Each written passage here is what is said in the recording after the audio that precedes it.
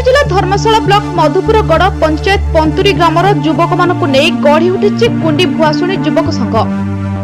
संघर आवाहक मंटू दलाई, सभापति पूर्णचंद्र दलाई और संपादक कालंदी मलिक आह्वान क्रमे उक्त ग्रामर बहुत युवक एकत्रित होई स्वच्छता अभियान आरंभ करछंती।